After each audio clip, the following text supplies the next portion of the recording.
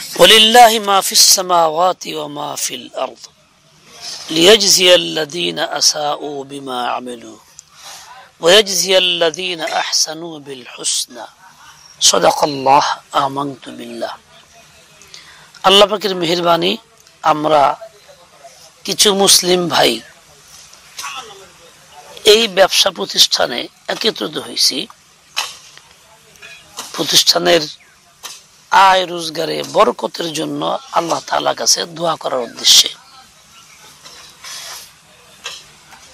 আয় রোজগারে বরকত আল্লাহ তাআলা দেন, দোয়া করলেও আল্লাহ তাআলা শুনেন।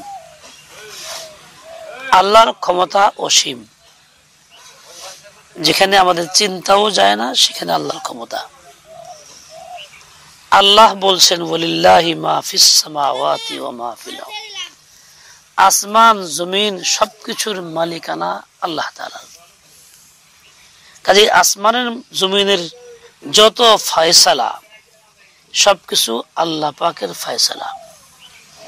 কোন পরিবর্তন হইলে সেটা আল্লাহ করেন, বৃদ্ধি সেটাও আল্লাহ করেন, কমও আল্লাহ তাআলা করেন। মানুষ যদি আল্লাহ পাকের বান্দা হয়, নেককার হয়, তাদেরকে বিনিময় সেটা আল্লাহ তাআলাই দেন। আর নাফরমান হয়, অবাধ্য হয়, তাকে শাস্তি যা দেওয়ার গুনাহের ওয়াবাল সেটা আল্লাহ তাআলাই দেন। আল্লাহ পাক এমন কোন দুর্বল শক্তি না যে কোনো প্রভাবশালী ব্যক্তি অন্যায় করলে শাস্তি দিতে ভয় পান। কোন প্রভাবশালী ব্যক্তি দুনিয়ার নিয়মে প্রতিপত্তি আছে কারণে অপরাধ করলে আল্লাহ তাআলা ধরেন না, ছাড় দিয়ে দেন, এরকম না। মানুষ কথায় বলে আল্লাহ তাআলা ছাড় দেন, ছেড়ে দেন না, ধরেন ঠিকই, হ্যাঁ করার সময় ছাড় দেন, ওই মুহূর্তে কিছু করেন না। আর এই জন্যই আমরা যখন আল্লাহ তাআলার কুদরত এবং ক্ষমতাকে ভুলে যাই, এই তখনই বিভিন্ন রকম অপরাধে জড়ায় পড়ি। আমাদের অপরাধের ইয়ত্তা নাই, শেষ নাই, অনেক, জীবনের সব ক্ষেত্রে অপরাধ। বান্দা হিসাবে যে রিজকে হালাল খায়া আল্লাহর ইবাদত করা উচিত, ওই রিজকে হালালের ক্ষেত্রেও আমাদের অনেক অপরাধ, অনেক ত্রুটি। হালাল আমরা অন্বেষণ করি না, নিয়ম অনুযায়ী হালালটা করার চেষ্টা করি না, বড় হালালটা বুঝি না। হালাল হারামে মিশ্রণ হয়, হালাল হারাম মিশ্রণ হয়ে যায়, সেটাও খবর রাখি না। এইভাবে আমরা চলি, সবকিছু মিলে জিলে। আর আল্লাহ তাআলা বান্দার দোয়া কবুল তখনই করেন যখন বান্দা সম্পূর্ণ হালাল রিজকে হালাল খায়, হালাল রিজকের উপর অটল থাকে। রিজকে হালাল খাইলে পরে যেমন দোয়া কবুল হয়, আল্লাহ তাআলা বরকতের ফয়সালা যেমন করেন, ঠিক তেমনি অনেক অসুবিধা থেকে আল্লাহ তাআলা বাঁচায় দেন। দারুল উলুম দেওবন্দে এক বুজুর্গ ছিলেন, উনি 27 মাইল দূর থেকে হেঁটে হেঁটে আসতেন, মাসে একবার আসতেন। উনি করতেন কি, বাস্তবে নিজে ঘাস খাইতে খাইতে বাজারে বেচতেন। আর এই সামান্য পয়সা যা পাইতেন নিজেও খাইতেন, আবার 1 পয়সা করে জমা করতেন।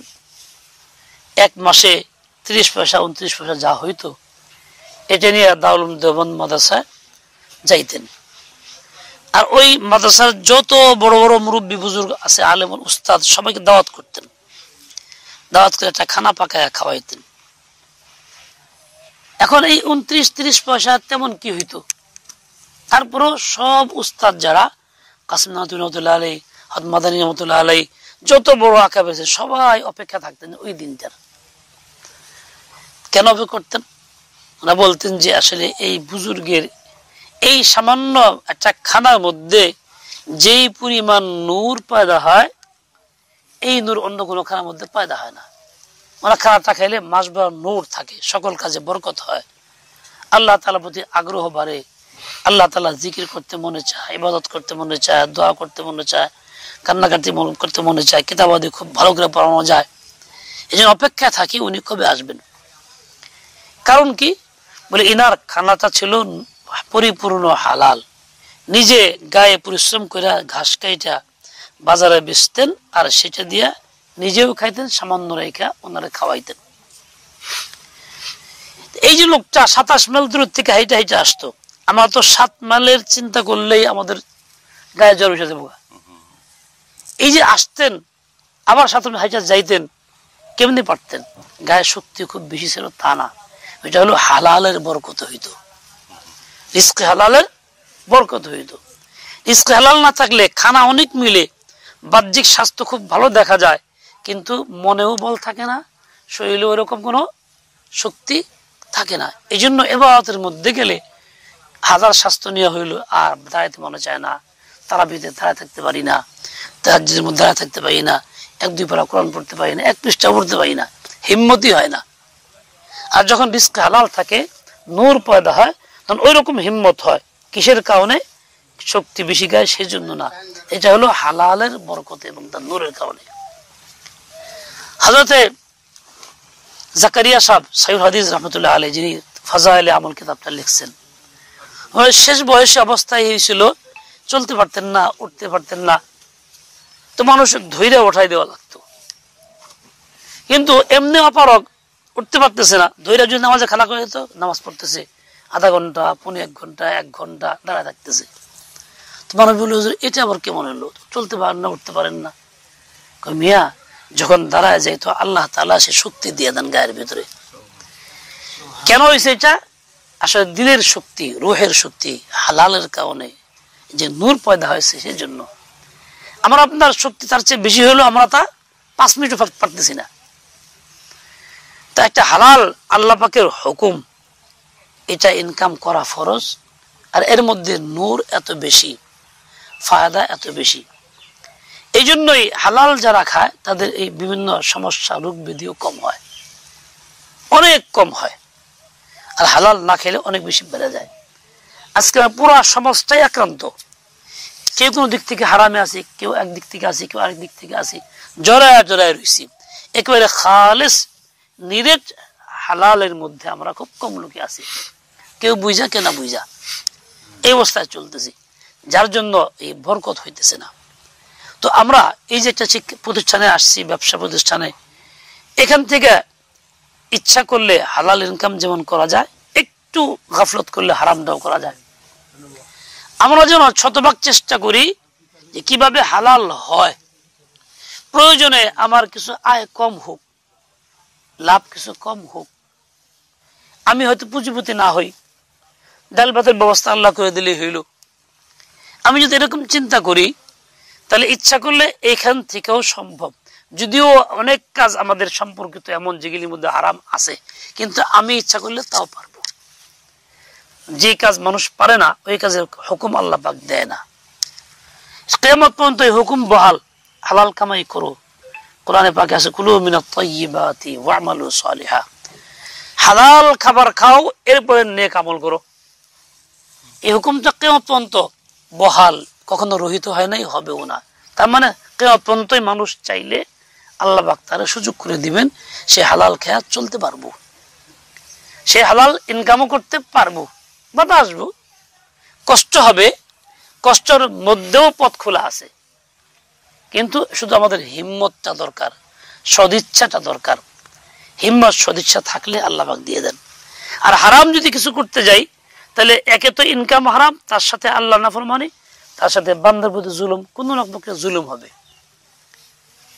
আর এই জুলুম দেখা যায় না, মানুষজন অভ্যস্ত হয়ে পড়ে গুনাহের, হারামের বা জুলুমের, তার কাছে এটা কিছু মনে হয় না, স্বাভাবিক মনে হয়।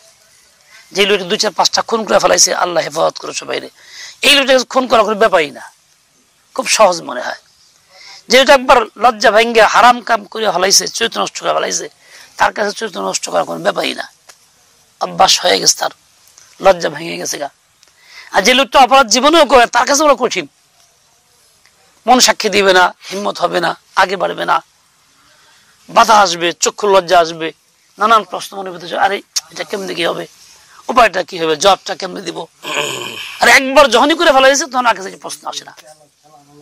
যাই হোক, আমি যদি চেষ্টা করে যাই, তাহলে আমার হারামের পথেও বাধা আসবে। প্রত্যেক মানুষের ভিতরে আল্লাহ পাক 2জন ফেরেশতা দিয়েছেন, মালাকুন মুআক্কার ওয়াইজুন, এক ফেরেশতা যে তার ভিতরে এই ভালো কথাগুলি উদয় করে দেয়, হালালের কথা বলে, হারাম থেকে বাঁচার কথা বলে, কাজ করতে গেলেই মনে খটকা সৃষ্টি হয়, যে ফেরেশতা উদয় করে দেয়, এটা আল্লাহর পক্ষ থেকে রাহবার আল্লাহ দিয়ে রাখছেন। এরপরও কিন্তু আমরা করি। আমার কাছে এক লোক আসছিল একটা আমল নেওয়ার জন্য, এমনি গ্রামের সমাজে সে মাতব্বর প্রভাবশালী ব্যক্তি, ধনী মানুষ আর্থিক ভাবেও। তো জিজ্ঞাসা করলাম যে আমি নামাজ পড়ি মাথা বলি না, তাহলে আপনি আমার কাছে আমল নিবেন কি লেগেছেন, আমি তো কোরআন শিব মানেন না। কোন কোরআন শিব মানি, যে আদর করি সোয়া দিই ঘরে থুই, এটার নাম তো মানা না, আমল করার নাম তো মানা। আপনি তার নাম কোরআনের হুকুম নামাজই পড়েন না, কেমনি মানলেন? ঠিক আছে হুজুর, ওয়াদা করলাম নামাজ পড়বো। 3-4 দিন পরে এক হুজুর নামাজ 2-3 দিন পড়ছি, কিন্তু ওই যে গতকাল রাতে নামাজ পড়ি নাই কি লেগা কয়েক গেছে এক বিচারে এসার নামাজ দেরি হয়েছে। তো আইলাম রাস্তা আইতেছি, চিন্তা করে হুজুর লোক ওয়াদা করছি নামাজটা পড়ার সময় মনে মনে কল্পনা আইতেছে, পাইত পর্যন্ত আইসি ঠিক আছে, টিবলের পরে পাও ধুইতেছে, হেসে মনে হয়েছে না নামাজটা পড়াছি, ওদের সাথে ওয়াদা করছি কালকে কে জবটা দিবনি জিজ্ঞেস করলে। খেয়ে পরে পেশাব করলাম, পেশাব করা এই কেমনি মনে কইতেছে নামাজটা পড়ি না কি জব দিই, এরপরও হাত পাও ধুয়ে গেলাম ঘরে, উজু করে গেলাম না, নামাজটা পড়লাম না। কারণ বুঝছি যে আসলে আমি যে অন্যায় করতেছি, মনে সাক্ষী হইতেছে, ফেরেশতা কইতেছে যে বুঝছি, তারপরেও করলাম না। তার মনের ভিতরে উদয় কিন্তু ঠিকই হয়েছে। এরকমই মানুষজন নেক কাজ করতে যায়, তাকে ফেরেশতাকে হেদায়েত দেয়, খারাপ কাজ করতে হলে বাধা দেয়, এই জন্য মনের ভিতরে খটকা সৃষ্টি হয়। এটা আল্লাহর পক্ষ থেকে দেওয়া আছে, এরপরেও যদি না করি তার জব দিয়ে তার কোনো উপায় থাকবে না। যাই হোক, তো রিস্কে হালালের জন্যই মূলত চেষ্টা, মেহনত। রিস্ক হালাল যত বেশি থাকবে তত নূর হবে, দোয়া কবুল হবে, আল্লাহ তাআলার কাছে আপন হইতে পারবো, মাসায়েব বিপদ কম হবে। আর রিস্ক হালাল না থাকলে সব দিক থেকে বিপরীত অবস্থা ঘটবে। আল্লাহ পাক আমাদেরকে সহি বুঝ দিয়ে দেন। মনে রাখতে হবে, রিস্ক হালাল করতে গেলে খুব বেশি পয়সা কামান যাইব না, চলন যাইব। ব্যাংক ব্যালেন্স করতে হলে রিস্কে হালাল আর হইব না, কারণ হারামের মধ্যে ঢুকুন লাগবো। তো আমরা হিম্মত করি, যেহেতু এইটাই তো শেষ না। দেখেন, মানুষ মারা গেলে কবরে আযাব হয়, দেহটা খায়া ফেলায়, পুরো দেহটাই তো পচে গলে। সবচেয়ে বেশি অভিজ্ঞতার আলোকে যেটা বিজ্ঞান বের করছে, লাশ বের করে দেখছে কোন অঙ্গটা সবচেয়ে বেশি আগে ক্ষতিগ্রস্ত হয়। দেখছে যে লাশটা নিচে রেখা 10 দিনের মতো উঠায় ফেলছে, দেখা গেছে এই লাশটা এই চোখের মধ্যে কিরা খায়া ফেলাইতেছে, চোখটা আগে ক্ষতিগ্রস্ত, এবং সেটা মিউজিয়ামে রাখছে ওই চোখে কিরা সহ। আর কয়েকদিন পরে দেখা গেছে তার পেটের ভিতরে কিরা, একদম পুরা পেটটা একটা বাটির মতো হয়ে গেছে, হাজার হাজার কিরা পেটটা খাইতেছে। যে পেটটা আমি রিস্কে হালাল না দিয়ে হারাম দিয়ে ভরতেছি, সেটা কি করতেছি, কিরার খোরাক বানাইতেছি, এটাও মিউজিয়ামে রাখা আছে। এইভাবে কয়েকটা স্তর তারা করে দেখছে, যেগুলি বাস্তব সত্য, এগুলি হয়ে থাকে, কিন্তু আমরা বললে সেগুলি একটা বেশি বুঝে আসে না। আর ওইগুলি দেখলে মনে হয় সেই ঘটনা তো ঘটছে ঠিকই, আমাদের আড়ালে ঘটে। এই যে কবরের মধ্যে, এটা তো নিশ্চিত এই লাশ থাকে না, শুধুমাত্র আল্লাহর খাস বান্দা যারা সব দিক থেকেই নিজেকে হেফাজত করে, তাকেও আল্লাহ রাখে। কিছু ব্যক্তিকে মাঝে মধ্যে পাওয়া যায়, পত্রপত্রিকা আসে 20 বছর পুরো লাশ পাওয়া গেছে, সম্পূর্ণ অক্ষত আসে না। সাপাদের ছিল, বড় বড় বুজুর্গদের ইতিহাস তো আছেই।